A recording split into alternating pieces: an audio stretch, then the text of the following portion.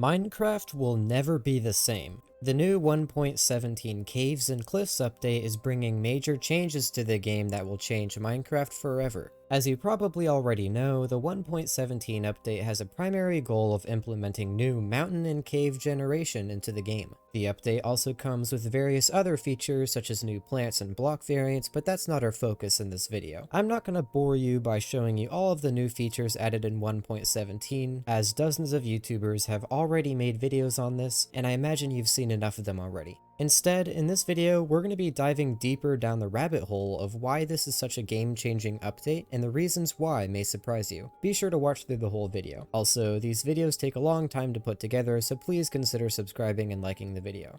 To accommodate the new terrain features, Mojang has done something that has not been attempted for years.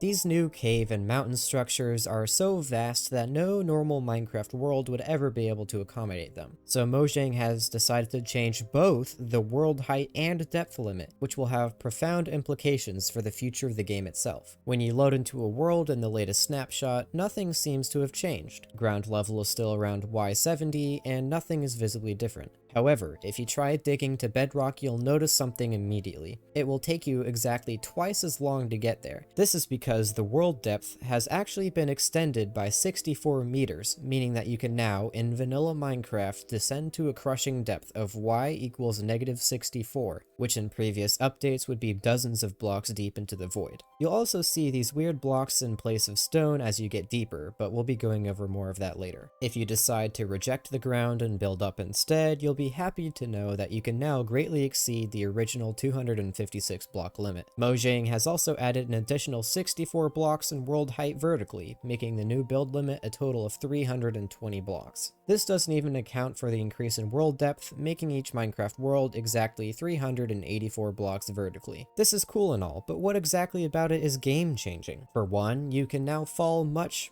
further. If you fall from the new height limit to the surface, there's nothing that can save you aside from having an MLG water bucket, elytra, or totem of undying. This is because you will die on impact even while wearing enchanted netherite armor and chugging golden apples. But who would be stupid enough to jump off a platform from world height? Well, you'd be surprised. Also, thin but deep crevices can now generate randomly on the surface. These crevices extend downwards to extreme depths, so falling into one means almost certain death. Even if you survive the fall, you may find yourself trapped far from sunlight and without any useful resources that could help you escape. What makes these crevices so dangerous is that they're only about 3 or so blocks wide, making them extremely hard to spot from a distance. It's easy not to notice one until it's too late. With the new extended height limit, you can now build much more effective sky bases that are almost undetectable and are extremely difficult to reach. Also, with the right traps and defense tactics, you can pretty easily send any raiders on a 250 block freefall to their deaths. Due to the increase in world depth, you can now make larger, underground bases that are even more difficult to detect than before. In previous versions, anything below Y level 20 was likely to be discovered by mining tunnels, while in 1.17, bases can be built a whole 64 blocks below Y level 0. These underground bases are much more likely to survive for longer, and can be larger and more extravagant without compromising their location. Also, the new height limit will likely open up whole new possibilities for builders who want to make magnificent structures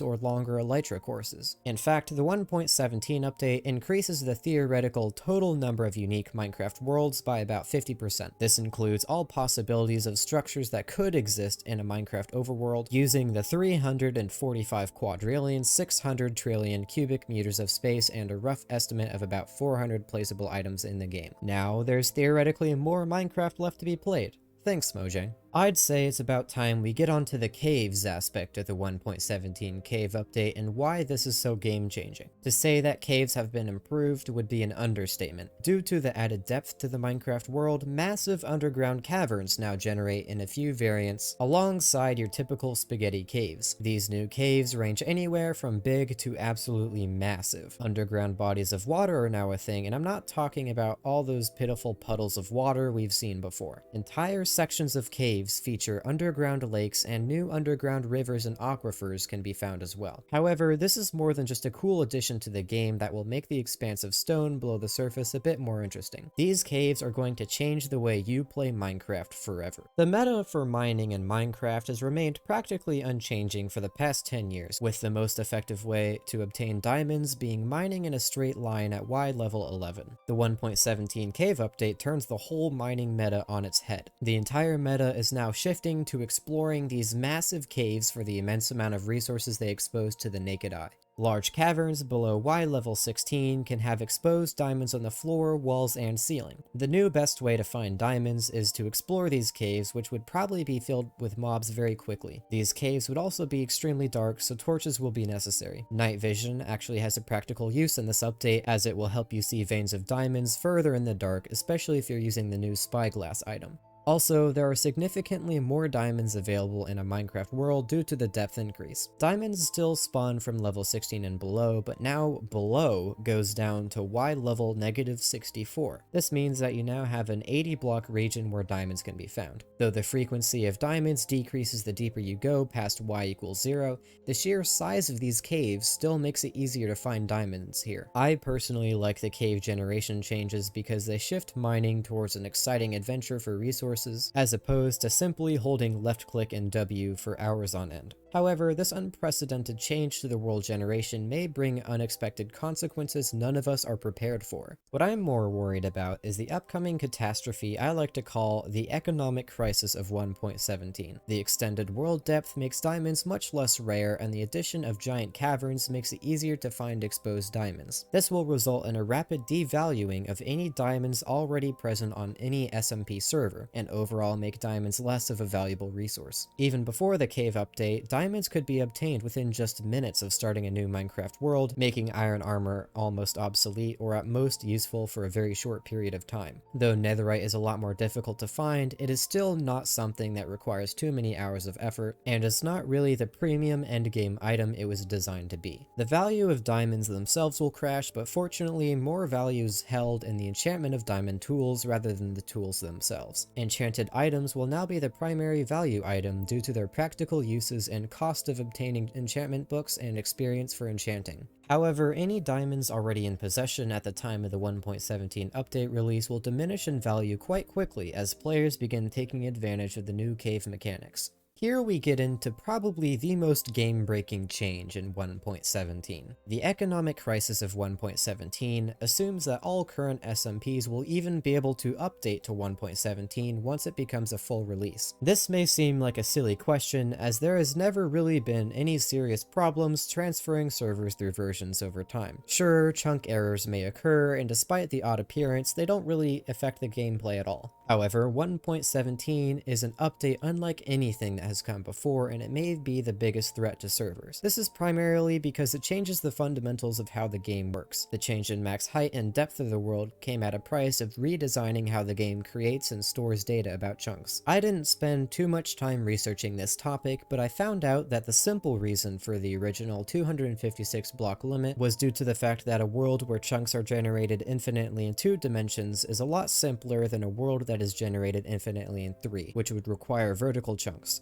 Also, 256 is a good round number for memory because it's a power of 2. Thus, the 256 block limit in each chunk. From this we can infer that fundamental changes must have been made to the game's architecture to allow for an extension of the world's height and depth. According to lead gameplay designer Agnes Larson, quote, "It's kind of tricky tech-wise to extend the world height, and we also, for example, need to look into that we don't get performance issues from it." End quote. Mods for increasing the world height in previous versions used cubic chunks that generated infinitely in both X, Y, and Z axes to solve this problem. However, I'm not too sure exactly how Mojang themselves pulled this off. 384 blocks, which is the new world height, is not a power of 2, so I'm unsure if their solution was simply adding more information per chunk. Then again, I don't know much about Java and game design, so I'm not one to be making assumptions. If you have any ideas about how this was done, please be sure to let me know in the comments. It would be greatly greatly appreciated. Either way, issues are sure to arise when loading world files created before 1.17. I tried to do this myself, but stupid Mojang said, "No child, we ain't gonna let you ruin your Minecraft world on our watch," and that was that. Definitely does not bode well for the future. This is probably one of the less talked about issues of 1.17 that will probably have the biggest impact on servers and players alike.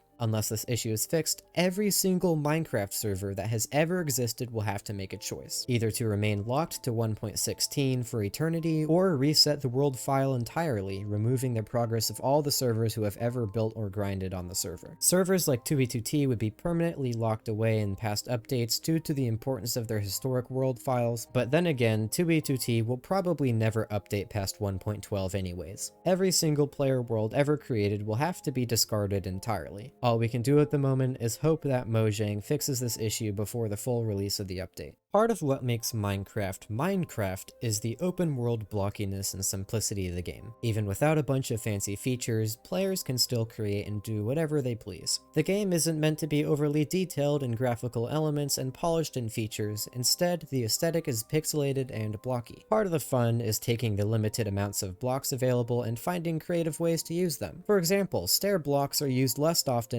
in actual staircases, but more commonly in making slanted roofs. Minecraft also doesn't force a specific playstyle, unlike most games. The 1.17 update is starting to shift Minecraft further from the original feel of simplicity and blockiness. Deep Slate has been added to the game and now replaces stone below a certain level underground. In an odd way, exploring these deep caves doesn't even feel like the same game anymore. In fact, it feels more like a third-party mod to me at this point. Also, if you look at the preview images for mountain terrain soon to be added, you can immediately tell that simplicity has been completely thrown out the window. Ores have received a major revamp in texture. The textures are very clean and well made, but they feel more like a third-party texture pack instead of something that should be in the vanilla game. Personally, I feel like the Deep Slate variants of vanilla ores should have been enough, or maybe just touching up the textures a bit, but these new textures are so different, I'm not quite sure how I feel about them yet. This is not to say that I absolutely hate the new changes added in 1.17. I have to admit that this update is probably the most interesting update to date, perhaps only rivaled by the Ocean and Nether updates. There's now so much more to explore both above ground and below. The new caverns are a major upgrade from the old caves, and the new mountain features will add a whole new level of challenge and adventure to the terrain. However, I have to say that I do still miss the original simplicity of Minecraft that could only be found in updates pre-1.9. And that, my friends, is the end of today's video. If you enjoyed this video, please be sure to leave a like and perhaps even consider subscribing to the channel for more content like this. You can also support the channel by becoming a channel member by clicking join down below. Let me know in the comments section if you like these kinds of videos and want to see more in the future, as I'm still trying to experiment with content moving forward. That's all for now, and I'll see you guys next time.